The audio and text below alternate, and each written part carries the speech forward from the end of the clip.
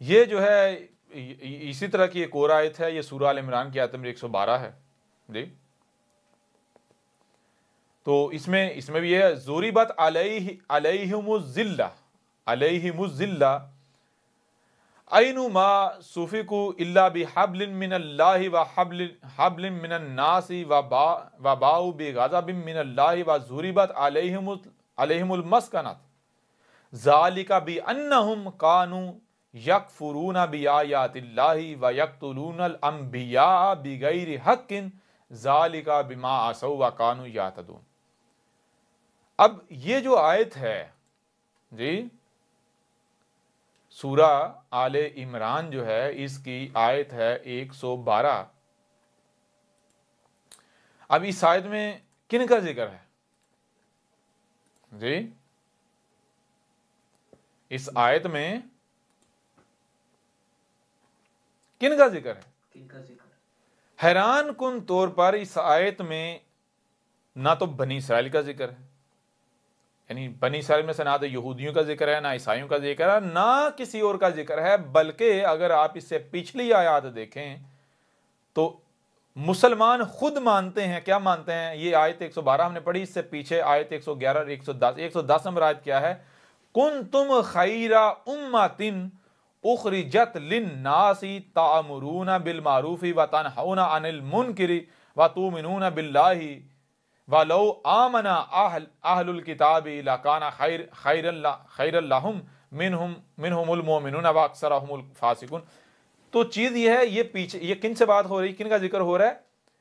ایک ایک مسلمان اور مسلمانوں کے ملاٹے مانتے ہیں کہ کنتم خیر امۃ، یہ ہم مسلمان ہیں، ہم سے کلام کیا جا رہا ہے، یہ ہمارا ذکر ہے، ایسا ہی ہے نا؟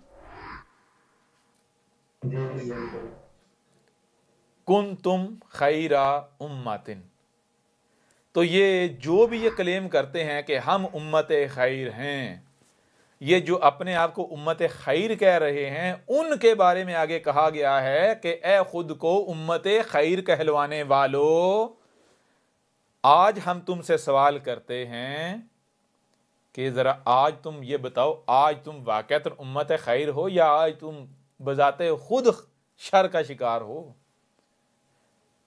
آج تم ذلت و مسکنت کا شکار ہو چکے ہوئے ہو؟ بتاؤ ذرا آج تمہاری حالت کیا ہے؟ کیا ذلت و مسکنت کا شکار نہیں ہو چکے ہوئے؟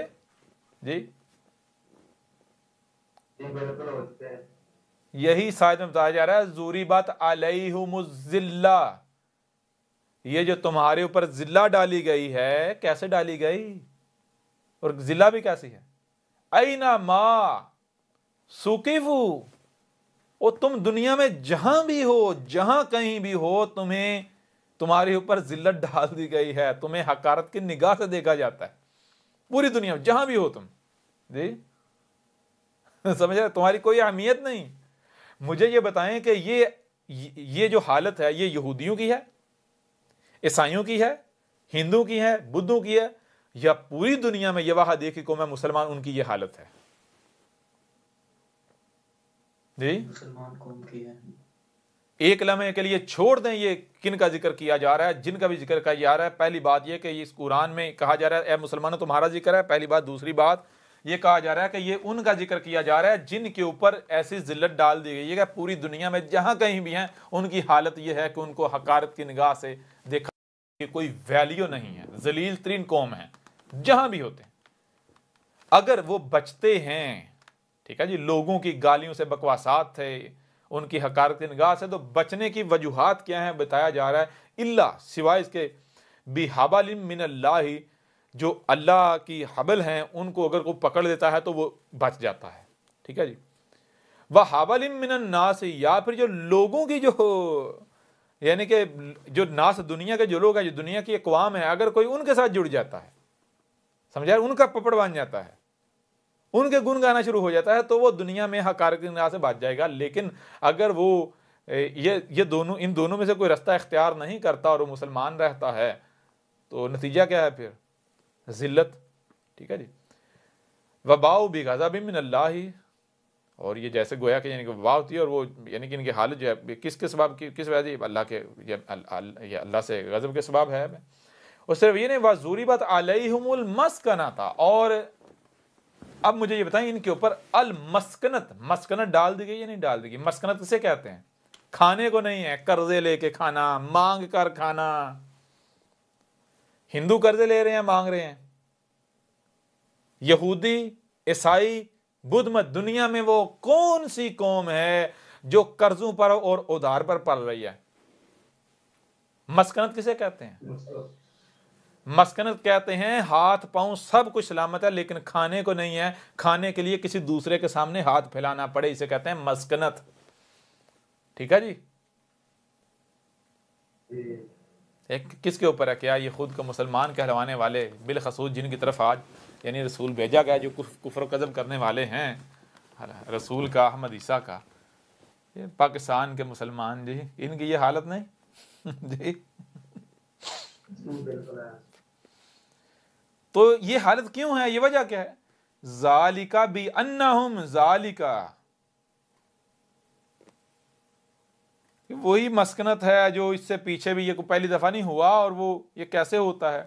بِأَنَّهُمْ، اس میں کچھ شک نہیں کہ یہ ان کے اوپر یہ وہ جو ذلت و مسکنت ڈلی ہے، وہی جو بنی اسرائیل پر ڈلی تھی، کس کے سبب، کس کے ساتھ، کس وجہ سے؟ کانوا یکفرون بآیات اللہ، یہ جو اللہ کی آیات سے جو کفر کر رہے ہیں، اور اور یقتلون الانبیاء، اور جو اس سے پہلے نبی آتے رہے محمد کے فلٹر سے نکل کر، جو انبیاء جتنے بھی نبی آئے تو ان کو کیا کرتے رہے؟ نبیوں کو، انبیاء کو قتل کرتے رہے، بغیر حق، حق نہیں تھا رائے برابری کو انہیں قتل کیا جاتا، جن کو قتل کرنا چاہیے تھا ان کو انہوں نے اپنے سروں پر بٹھایا، ان کو اپنے رہنما بنا لیا، ان ملاٹوں کو، اور جن کو قتل نہیں کرنا بلکہ جن کو رہنما بنانا تھا ان کو قتل کرتے رہے۔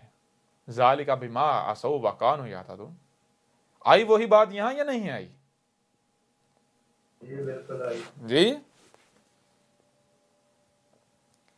سمجھ آ رہی ہے نہیں آ رہی؟ تو چیز یہ ہے، کوئی بھی یہ نہیں کہہ سکتا جی یہ ہمارا ذکر نہیں، یہ تو کسی اور کا ہے۔ یہ آیت تو ایسی آیت ہے، اس میں تو براہ راست خطاب ان سے ہے، ان سے جن کو کہا کہ کنتم خیر امۃ، جی تو یا تو یہ مان لیں ہم وہ امت نہیں ہے، امت خیر نہیں ہے، ٹھیک ہے؟ اگر یہ نہیں مانتے تو پھر ظاہری بات ہے آگے جو آیت میں ذکر ہے وہ تو ان کا ذکر ہے، ان کے بارے میں ذکر کیا، ان کی بات کی جا رہی ہے جو اپنے آپ کو امت خیر کے کلیم کر رہے ہیں۔ پھر دوسری بات، اگر تم کہو نہیں یہ ہم امت خیر نہیں ہے اور یہ ہے وہ ہے، اس آیت میں ہمارا ذکر نہیں، پھر بھی تم نہیں کہیں جا سکتے، کیونکہ اس قرآن میں تمہارا ذکر ہے، کسی اور کا تو ہے نہیں جی۔ بھائی بنی اسرائیل کا ہم ذکر کیوں کریں گے؟ بنی اسرائیل کو تو لعنت کر دی جا چکی ہوئی نا، ان کا ذکر ہم کیوں کریں گے؟ یہود کا کیوں کریں گے؟ نصارہ کیوں کریں گے؟ ہم ان کے اوپر لعنت کی جا چکی ہوئی۔ اگر تمہیں لگتا ہے یہ ان کا ذکر ہے، تم کہتے ہو یہ قرآن میں اللہ نے یہودیوں اور عیسائیوں کا ذکر کیا، تو تم اللہ کے اوپر تہمت لگا رہے ہو کہ اللہ جو ہے ایک طرف کہتا ہے میں نے ان پر لعنت کی، دوسری طرف ان کو پھر توجہ دے رہا ہے، ان کی طرف اپنا رخ کر رہا ہے، نظر کر رہا ہے، ان کی طرف ان کا ذکر کر رہا ہے جی۔ ان پر لعنت کی جا چکی، یہ ان کا ذکر نہیں ہے، یہ تمہارا ذکر ہے۔ سمجھ آ رہی ہے نہیں آ رہی؟ ان کی مسئلوں سے بات سمجھ آ رہی نہیں آ رہی؟